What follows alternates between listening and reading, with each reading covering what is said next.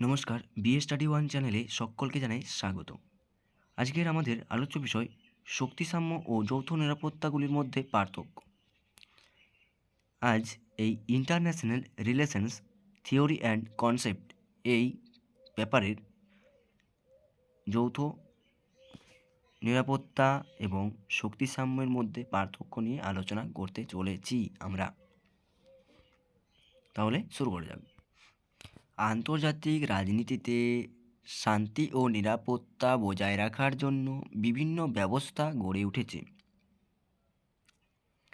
এর মধ্যে শক্তিসাম্য ও যৌথ নিরাপত্তা দুটি গুরুত্বপূর্ণ ধারণা, যদিও উভয়ের লক্ষ্য শান্তি রক্ষা, কিন্তু তাদের পদ্ধতি ও প্রকৃতি একেবারে আলাদা।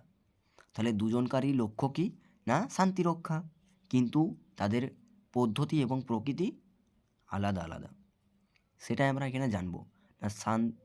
শক্তিসাম্য ও যৌথ নিরাপত্তার মধ্যে পার্থক্য, এখানে মূল ধারণা আছে, শত্রু নির্ধারণা আছে, সহযোগিতা, নৈতিক ভিত্তি, তারপরে শান্তি রক্ষা পদ্ধতি, এগুলোই সম্পর্কে আমরা জানবো। তাহলে ফার্স্টে আসছি মূল ধারণা। তাহলে শক্তিসাম্য কোনো একটি রাষ্ট্র, তাহলে কী বলছে না, কোনো একটি রাষ্ট্র যেন অতিরিক্ত শক্তিশালী না হয়ে ওঠে, এটাই মূল লক্ষ্য এর বলতে শক্তিসাম্যের। যৌথ নিরাপত্তা কি বলছে না, কোনো রাষ্ট্র অগ্রাসন করলে সব রাষ্ট্র মিলে তার বিরুদ্ধে ব্যবস্থা নেবে বা নেওয়া প্রয়োজন। দ্বিতীয়ত শত্রু নির্ধারক। তাহলে শক্তিসাম্য কি বলছে না, কে শত্রু তা নিয়ে পরিস্থিতি অনুযায়ী বদলায়। তাই কে শত্রু সেটা কি করে জানবে না, পরিস্থিতি অনুযায়ী সেটা বুঝতে পারা যাবে।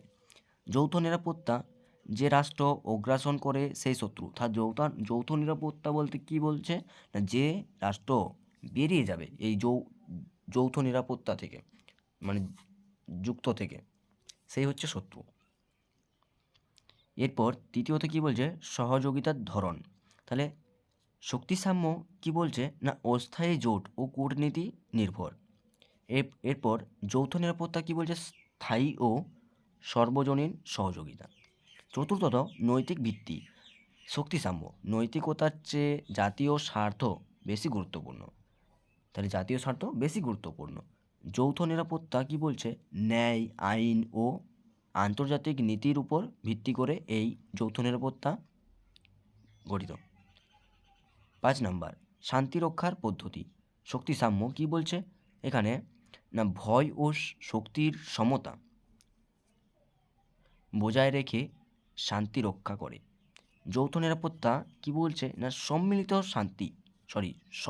শক্তি ও আইনের মাধ্যমে শান্তি রক্ষা করা যায়।